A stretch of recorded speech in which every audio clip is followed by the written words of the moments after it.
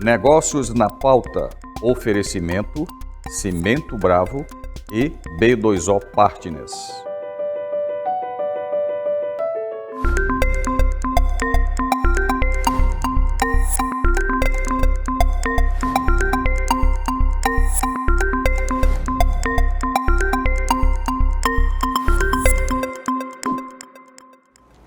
Olá, está começando mais uma edição do Negócios na Pauta.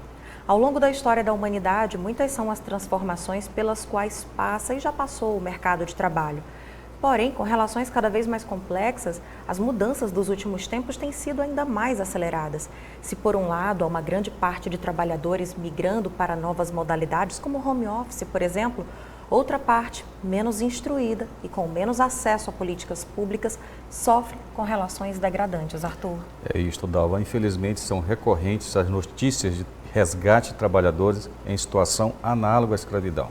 Segundo o Observatório da Erradicação do Trabalho Escravo, o Maranhão é o maior exportador de mão de obra escrava do país. Entre 2003 e 2021, foram mais de 8 mil maranhenses resgatados em situação de trabalho análogo à escravidão. Mais do que o dobro do segundo lugar da lista, que é o estado de Minas Gerais, que ficou com 4 mil trabalhadores resgatados. Exatamente, Arthur. Em 2022, foram 80 denúncias de trabalho escravo.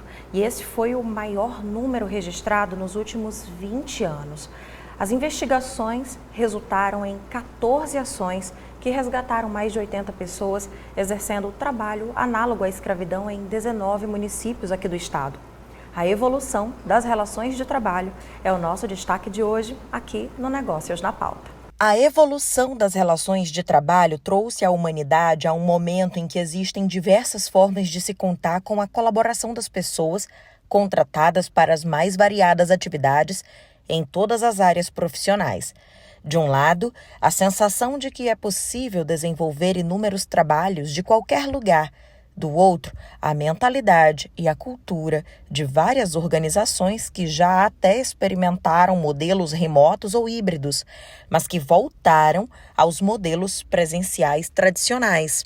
Não fica claro se as motivações são relacionadas à redução de custo, bem-estar dos empregados, aumento de produtividade ou simplesmente se elas estão seguindo tendências do mercado. Lembrando que todas essas motivações, elas podem estar presentes como motivações externas e elas podem ser contraditórias por vezes em virtude das crenças internas da organização e dos seus gestores. Diante disso, com a possibilidade de contratos de trabalho com menor vínculo empregatício, ocorre o fenômeno conhecido como uberização. Pessoas trabalham de forma autônoma, como CNPJ, dentro das organizações. O mesmo pode ser dito em relação à terceirização, por exemplo. Se a crença da organização é de que elas fazem melhor aquela atividade, o projeto de terceirização, por melhor que ele seja, tende a naufragar. A percepção de valor vai reduzindo, os conflitos aumentam e os abusos também aparecem. Ao passo que as relações trabalhistas evoluem nesse contexto, olhando por outra perspectiva, algo, infelizmente, ainda é comum e muito preocupante: as relações degradantes do trabalho análogo à escravidão no Brasil.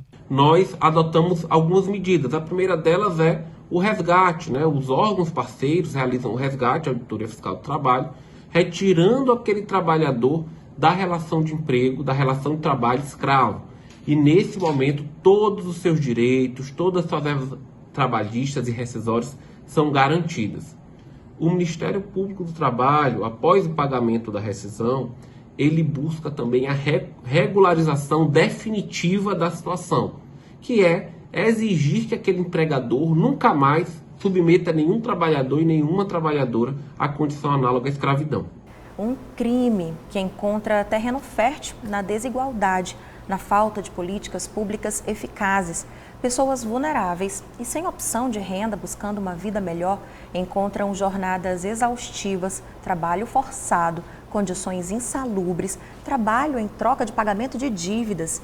Existe uma legislação, mas ela parece ser totalmente ignorada. Como superar isso de vez? Dalva, a origem de tudo isso está na falta de oportunidade de ser um cidadão produtivo. que possa receber o seu salário e assim bancar o sustento, a educação e o lazer. São previsões constitucionais. Em geral, trata-se de pessoas carentes que vivem em localidades com baixo IDH, onde se torna mais comum a vulnerabilidade para esse tipo de situação. Então, para analisar esse tema de hoje, estamos recebendo aqui no estúdio Tereza Cavalca, mais uma vez, presidente executiva da Associação Brasileira de Recursos Humanos, e também Mônica Damos, do AILIB, que é auditora fiscal do trabalho. Sejam muito bem-vindas, Tereza, mais uma vez.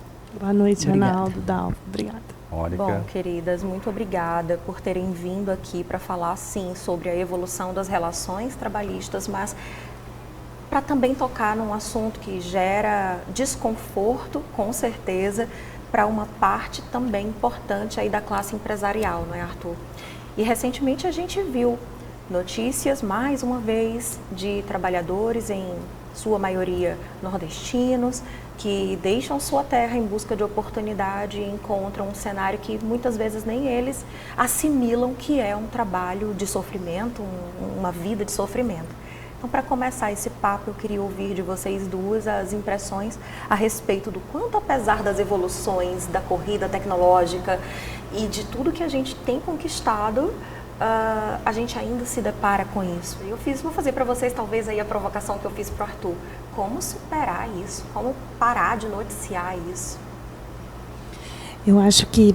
Bom, boa noite. Boa Primeiramente, noite. obrigada. Acho que a informação, né, e a educação é o grande segredo desse negócio. Porque esse tipo de emprego, né, emprego, entre aspas, ele atinge principalmente as pessoas com baixo nível educacional, que estão em situação de vulnerabilidade social, que não têm acesso à informação, que não têm acesso aos seus direitos básicos, né, como cidadãos, como empregados, que sejam, como cidadãos de verdade. Então, eu acredito muito que é um dever realmente, nós como instituições, né, como a BRHE, e fazemos parte desse cenário, mas sim, é um dever de todos esse movimento de educação, de levar esse nível de informação, de fazer esse movimento social realmente, para que a gente balanceie, né, essa situação. Porque, de um lado, você tem, a gente como RH fala de trabalho híbrido, de tecnologia, do mundo digital. Então, de um lado, uma coisa tão dispar, e do outro, né, a gente está falando de situação onde pessoas ficam em alojamentos com condições subhumanas, não tem alimentação, não tem acesso à água, não tem um salário, né, não tem onde dormir, não tem liberdade, é um negócio impensável, né, nos tempos de hoje. Mas sim, é isso, né, parte muito desse olhar que nós, né, como cidadãos e sim com um lugar social privilegiado, sim, precisamos fazer. Sim. Né? Agora, me parece que esses dados, né, que cresceram nos últimos tempos, diga-se passagem, a partir desse governo que se iniciou em janeiro, parece que cresceu, mas na verdade a fiscalização voltou a ser mais forte. É isso, Mônica? É isso. Na verdade, você veja bem, o trabalho escravo é um crime. E como todo crime, ele não acontece de maneira pública. Antes de tudo, o combate ao trabalho escravo inicia com a denúncia. É preciso que haja denúncia, e para que haja denúncia é preciso que haja programas como esse, que haja esclarecimento para a população. Esse é um aspecto importante. Mas tem que haver a denúncia e tem que haver também um corpo de fiscalização, Ministério Público do Trabalho, Justiça do Trabalho, órgãos que estejam fortalecidos para que possam fazer o cumprimento dessas denúncias.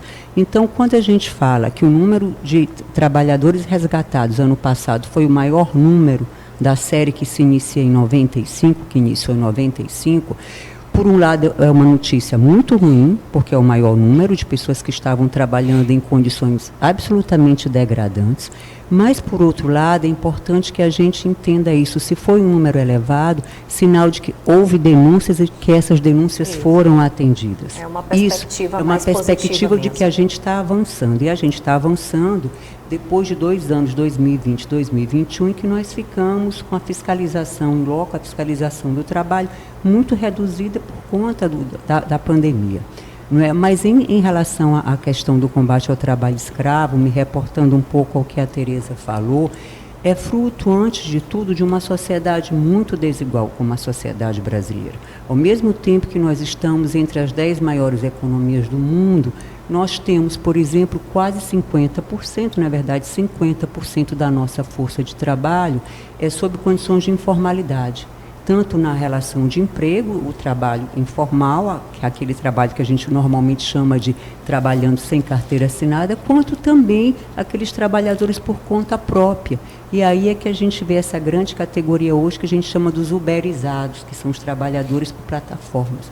Então o Brasil é, ao mesmo tempo, uma grande economia e tem também problemas de desigualdade socioeconômica muito grande. Então, como, de certa forma, atravessar essas questões e como começar um enfrentamento efetivo? Esse é o grande desafio que está colocado para nós. Olha, eu diria que nessa questão há 2 visões. É uma visão de Estado e outra visão de empresários.